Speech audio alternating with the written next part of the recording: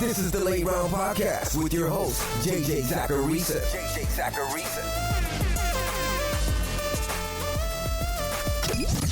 What's up, everyone? It's JJ Zachariason, and this is episode 683 of the Late Round Fantasy Football Podcast, sponsored by FanDuel.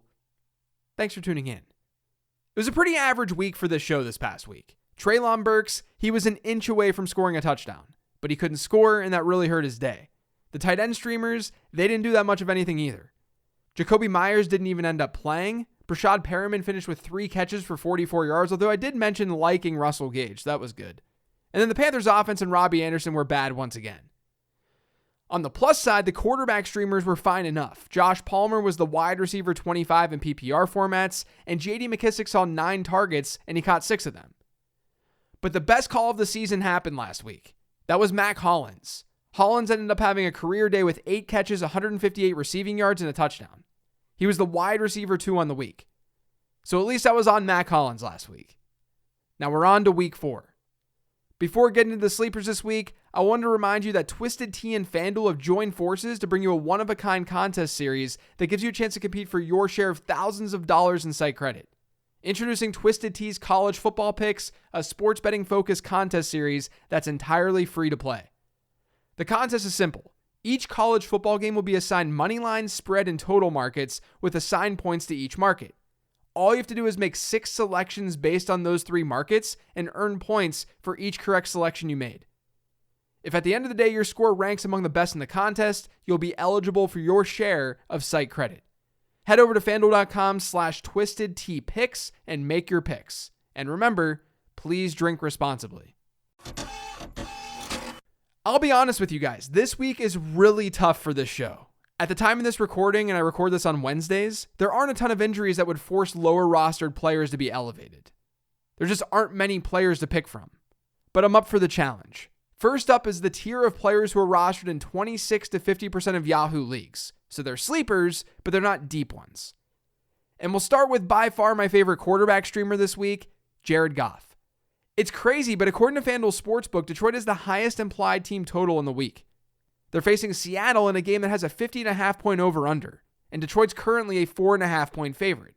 That's good news for Goff, as is the fact that the Seahawks are 6th in adjusted fantasy points allowed to quarterbacks this year.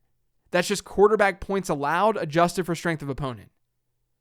Those numbers still have plenty of variance this time of year, but at home in a dome, this is a good spot for Jared Goff. Let's just hope everything looks good with Amon-Ra St. Brown. If he plays, Goff to me is a top 10 quarterback this week, at least from a rankings perspective. Now, I would love to mention some running backs in this tier, but there are literally like 5 of them rostered in 26 to 50% of Yahoo leagues right now. I don't want to force it. So we'll move on to wide receiver and talk about a wideout who had a great week 3, and that's Russell Gage. Gage is still out there in 58% of Yahoo leagues. And he's seen 18% and 32% of Tampa Bay's targets over his last 2 games. He caught 12 of 13 targets last week for 87 yards and a touchdown. Now he gets Kansas City in what's admittedly a very average matchup. I'm just not expecting Chris Godwin to be back, and while Mike Evans is going to return, if we see Gage with an 18% target share, his median this year, that should be good enough to at least have a shot to be flex-worthy. The Chiefs have been pretty average against the slot this year, which is where Gage has played 68.9% of his snaps, according to PFF. Now, speaking of the slot, Greg Dortch has done a really nice job filling in for Rondale Moore. He's been talked about on this show in the past, and he deserves another shout this week. The Cardinals get the Panthers. The Panthers rank as the 11th best wide receiver matchup in adjusted points allowed so far this year. When you adjust the target share that they've allowed to the position, they rank 2nd. Meaning thus far in 2022, teams have used their wide receivers more against Carolina than when they faced other opponents. They're also a top 10 opponent for wide receivers when looking at slot numbers.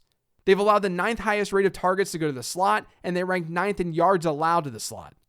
Greg Dortch has played over 88% of his snaps from the slot this season. He's ranked as a top 30 wide receiver in each of his first 3 games while hitting an 18% target share in 2 of those 3. Oh, and AJ Green is doubtful, which isn't saying much, but it's an opening since a backup is going to be on the field more now. That is, unless Rondale Moore ends up returning this week because he did practice on Wednesday. So there's a chance that we see Moore, which would really screw up this play. But if Moore doesn't go, or if we find out that he's not going to play his normal number of snaps, Dortch is a pretty strong high floor player. Now, as I said a minute ago, this is a tough week. There's one more wide receiver in this tier, but it's not like the matchup is screaming that you have to start him. But it's Treylon Burks. It's a below average matchup against the Colts. But like I said in the 15 Transactions show, even though Burks saw his lowest target share of the season this past week, he had his best usage of the season from a snaps and route participation standpoint. He's talented, and he'll be on the field more. That's all I can really say about him for this week, though. There just aren't a ton of wideouts to choose from this tier. And then at tight end, you could go with Tyler Conklin. I'm definitely concerned about what this Jets offense will look like if and when they throw less, and if and when Zach Wilson is under center. Both of those things could happen this weekend against Pittsburgh. Fortunately for Conklin, though, the Steelers are the 11th best matchup in adjusted tight end fantasy points allowed so far this year, and they continue to be pretty bad against the slot. Pittsburgh's been bad against slot players for years under Mike Tomlin, and thus far, they're 5th in slot yards allowed. Tyler Conklin's played over 30% of his snaps from the slot, according to PFF. That area of the field is where tight ends line up. We saw David Njoku take advantage of that matchup just last week. I don't think Conklin's like this slam dunk play, but the matchup is there, and he's seen a 16% target share in this Jets offense so far this year. Now, the next tier consists of players who are rostered in 10 to 25% of Yahoo leagues, and I've got another quarterback streamer for you. His name, Marcus Mariota, someone I keep bringing up each week. Mariota has now scored between about 13 and 20 standard fantasy points in each of his first 3 games. He's averaging over 8 rush attempts per game. Only Jalen Hurts, Justin Fields, and Lamar Jackson have more rush attempts this year than Marcus Mariota. Mariota is averaging 7 fantasy points per game with his legs alone. Now he gets Cleveland in a game with one of the higher over-unders on this slate. And Cleveland's been the 3rd best matchup for quarterbacks in adjusted fantasy points allowed. So I think Mariota's in a pretty good spot at home. Now, as I always say on the show, game script is hugely important for running back sleepers. It's basically the only way they're going to hit. Because if there's any running back who's not game script dependent, he's likely already rostered. So with that being said, the Texans are 5.5-point home underdogs this week against the Chargers. Now, the last time these two teams faced was in December of 2021. It ended up being a very high-scoring game. And Rex Burkhead went nuts. It was probably the best game of his career.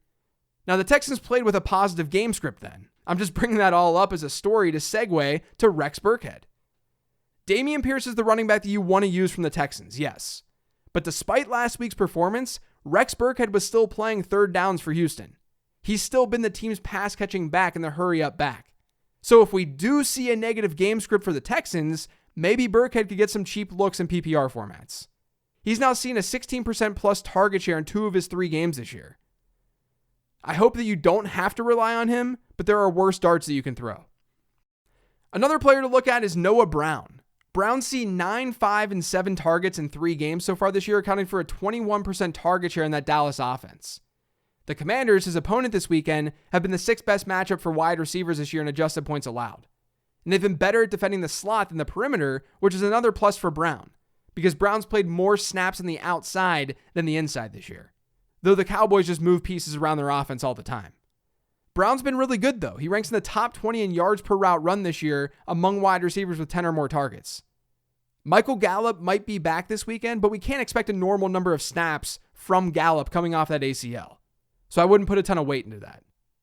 And for the record, Gallup should be added in fantasy. I realized today while doing this research that he's still available in 64% of Yahoo leagues. So go at him. Lastly in this tier, I like Evan Ingram. At least enough. He's 9th in the NFL in routes run at tight end. He's 7th in route participation. The Jags could also finally face a true negative game script against Philly this week. That could lead to more passing. On the season, Jacksonville's 23rd in overall pass rate, but they're 11th when in neutral game scripts, meaning when games are closer, they're throwing the ball more. There's a decent enough scoring environment projected against Philly, and while the Eagles have been good against tight ends this year, they've been good against every position basically. They've actually been better at defending wideouts than they have tight ends. So Ingram's a decent enough streamer. The final tier I'll be talking about today are players rostered in fewer than 10% of leagues. This is where Mac Hollins was last week. I highly doubt we're going to get another Mac Hollins this week, but who knows? Jacoby Brissett is another quarterback streamer that you could look to. I know it sounds crazy, but Brissett's actually been pretty solid to start the year. He scored 15.5 and 18 fantasy points over his last 2 games. And now he gets Atlanta. The Falcons are the second best matchup in adjusted points allowed to quarterbacks this year, having allowed a QB6 performance to Jameis Winston and a QB7 one to Geno Smith. This game has a sneaky high over-under, so Brissett does make sense as a deeper play. Now moving to running back, Jerick McKinnon has now played more snaps than Clyde Edwards-Helaire in each of Kansas City's last 2 games, and he tied with him in week 1. He doesn't have the best matchup in the world against Tampa Bay this week, but he's averaging 5 rush attempts and more than 2 targets per game. I know that's not a lot, but that's what we're dealing with players who are rostered in fewer than 10% of leagues. McKinnon's been used as the third down back, though, and there's always a chance that a good team like Tampa Bay could force a negative game script for Kansas City. That's not the expectation, but it could happen. I think he's worth an add this week in general because of the snap share in Kansas City, but he's like a low-end RB4 this week, so that's why he's getting a shout in this section. To me, Craig Reynolds is the easier go-to running back from this tier. Not only did Reynolds have some fantasy relevancy when running back injuries occurred in Detroit last year, but the Lions generally have split their backfield. I'm projecting more of a 2/3 share to Jamal Williams, with Craig Reynolds seeing the other piece of that pie against Seattle. And remember, like I said earlier, this is a game where Detroit has the highest team total on this slate. And they're favorites. That could lead to more running back usage overall. Now, there are a lot of issues with the New York Giants offense, and without Sterling Shepard, someone's going to have to step up. I think Kadarius Toney's worth a stash, and I also think Wan'Dale Robinson's worth a stash. But the one player who's probably easiest to start this week for the Giants, just given Toney and Robinson are dealing with injuries, is Richie James. James has a 20% target share for New York this season. He's second on the team in routes run according to PFF. He's played 84% of his snaps from the slot. In Chicago, his opponent this week, they've been an above-average matchup for slot players so far this year. It's a beatable defense. And like I said, he's sort of the only reliable piece for them right now. So I don't mind Richie James. And then the last player here, KJ Osborne. Osborne had 8 targets last week. That ended up being a 21.6% target share. And he came through with a big touchdown and a top 15 wide receiver performance. Now, some might think that I'm dealing with recency bias here, but that's not really true. He's run about 20 fewer routes than Justin Jefferson and Adam Thielen this season, while playing 56% of his snaps from the slot. And he gets New Orleans this week. The Saints last year, they were first in slot yards allowed and third in percentage of targets allowed to the slot. And that's continued in 2022. This year, only 2 teams have allowed a higher concentration of targets to go to that area of the field. He's certainly a deep play, but I think he at least makes sense matchup-wise. And then as always, I've got some streaming defenses for you this week as well. I like the Giants against Chicago, like I talked about on the 50 Transactions episode, but I also think that you could look to the Colts against Tennessee. And then don't sleep on Miami against Cincinnati on Thursday night. It could be a higher scoring contest just given the offenses that we're dealing with, but Joe Burrow loves to take sacks. Even last week against the Jets, in a positive game script, he took 2 sacks and the Bengals allowed the 8th most quarterback hits. That number was far higher against both Pittsburgh and Dallas in weeks 1 and 2. It's not that amazing of a week for streaming defenses, but I think Miami could surprise. That's it for today's show, though. Thanks to all of you for listening. If you've yet subscribed to the Late Round Fantasy Football Podcast, make sure you are by searching for it pretty much anywhere podcasts can be found. And don't forget to follow me on Twitter, @LateRoundQB. Remember to check out LateRound.com for everything that I'm offering. Join the Patreon. I'm doing rest of season rankings there, weekly rankings. There's a great Discord community, and much more. Thanks for listening, everyone. Greatly appreciate it. I'll talk to you tomorrow.